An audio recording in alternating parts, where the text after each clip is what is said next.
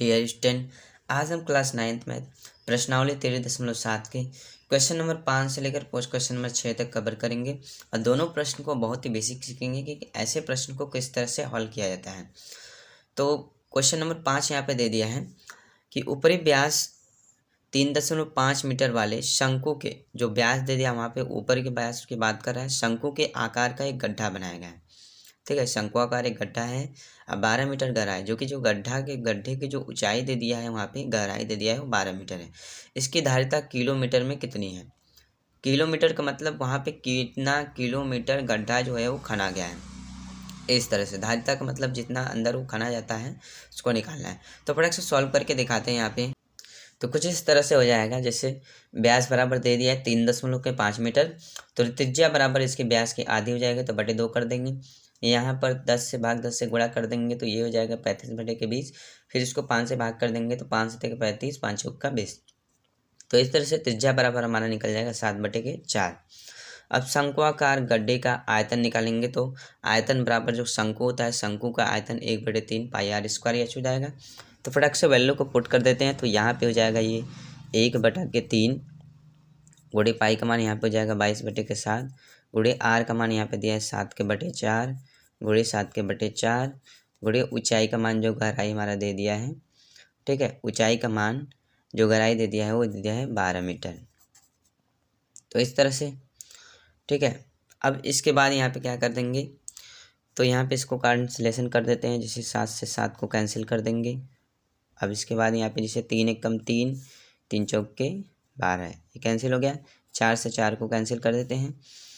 अब इसके बाद यहाँ पे देखेंगे तो कुछ कट रहा है तो काट देंगे, जैसे 2 से क्यों काट देंगे तो 2 दूनी 4, 11 दूना के 22। अब ये 11 और 7 और नीचे 2 बचा है, तो 11 से यहाँ पे हो जाएगा 77, 11 गुणे 7 के बटा 2, इस तरह से हो जाएगा।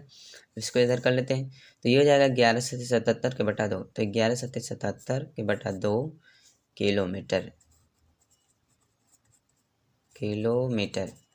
तो इस तरह से इतना जो है उसकी जो धारिता है किलोमीटर में मापी गई है।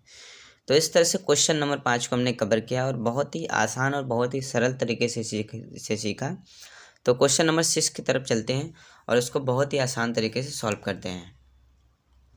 तो क्वेश्चन नंबर 6 हमारा दे दिया है, एक लंबी वृत्तीय शंकु का आयतन 9856 सेंटीमीटर क्यूब है। यदि इसके आधार का व्यास दे दिया है 28 सेंटीमीटर है, तो ज्ञात कीजिए शंकु की ऊंचाई, शंकु की तिर्यक ऊंचाई, शंकु का वक्र पृष्ठीय क्षेत्रफल। तो सबसे पहले इन सभी को निकालने के लिए हमें शंकु की ऊंचाई, तो शंकु की ऊंचाई ही सबसे पहले पूछ रहा है, तो ऊंचाई यहाँ पे निकलेगा तो अभी जाके हमारा सब कुछ निकलेगा। तिर्यक ऊंचाई निकलेगा और तिर्यक ऊंचाई निकलेगा तभी जाके हमारा वक्र पृष्ठ निकलेगा। तो सबसे पहले हम शंकु का ऊंचाई निकालते हैं यहाँ पे। तो फटाक से सॉल्व करके यहाँ पे दिखाते हैं। तो कुछ इस तरह से हमारा हो जाएगा, जैसे शंकु का आयतन बराबर दे दिया है 3856 सेंटीमीटर क्यूब, तो व्यास बराबर जिसको बोलते हैं डी बराबर दे दिया 28 सेंटीमीटर, तो त्रिज्या व्यास की आधी हो जाएगी, आर बराबर 14 सेंटीमीटर। शंकु की ऊंचाई हमें निकालना है, तो शंकु का आयतन बराबर दे दिया है 3856। तो यहाँ पे आयतन का फार्मूला पुट कर देते हैं, यही से हमारा बहुत ही आसान तरीके से सरल हो जाएगा।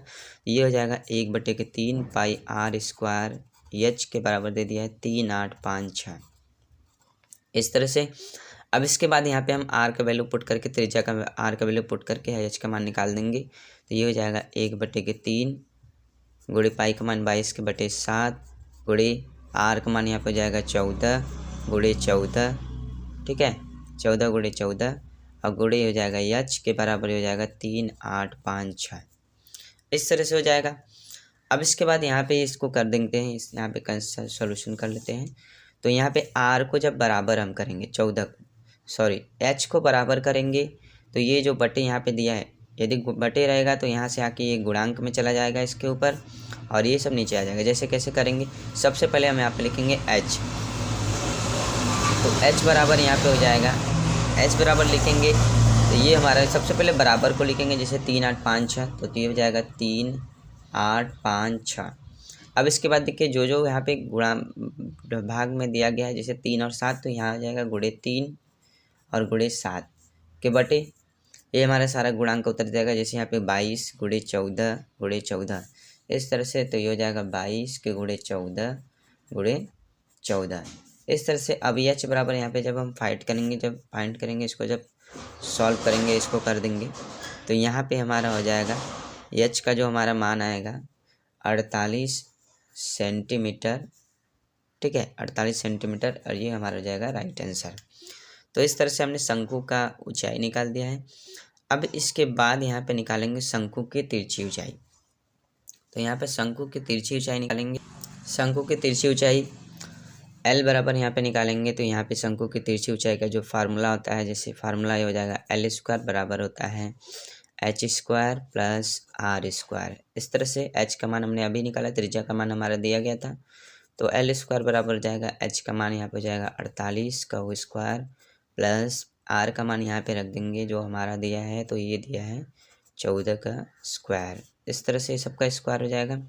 अब L² बराबर 48 का स्क्वायर कर देंगे तो हमारा आएगा यहाँ पे 2304 प्लस 14 का स्क्वायर यहाँ पे कर देंगे तो हमारा जाएगा 196। अब इसके बाद यहाँ पे कर देंगे, जब सबको जोड़ देंगे तो हमारा L² बराबर आ जाएगा 2500। इस तरह से। अब इसके बाद हम L बराबर निकाल लेंगे। L बराबर करेंगे तो स्क्वायर अंडर रूट बन जाएगा, तो ये हो जाएगा अंडर रूट में 2500। इस तरह से अब L को बाहर करेंगे तो ये हमारा हो जाएगा 50 सेंटीमीटर। तो इस तरह से हमारा L का मान हो जाएगा।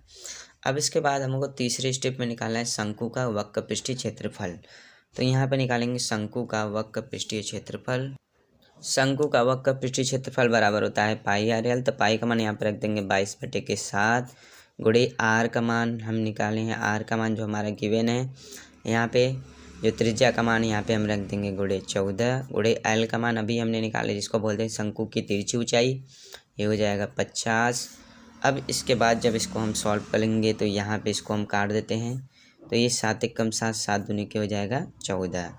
अब इसके बाद देखेंगे तो यहाँ पे हमारा क्या मिलेगा, यहाँ पे हमारा मिलेगा 22 के गुणे 2 के गुणे 50। ये 50 दूनी के 100 हो जाएगा, तो 22 गुणे यहाँ पे हमारा हो जाएगा 100, गुणा कर देंगे तो आ जाएगा हमारा पे 2200 सेमी क्यूब, और ये हमारा हो जाएगा राइट आंसर। तो इस तरह से क्वेश्चन नंबर 5 और क्वेश्चन नंबर 6 को हमने बहुत ही आसान तरीके से सॉल्व किया है।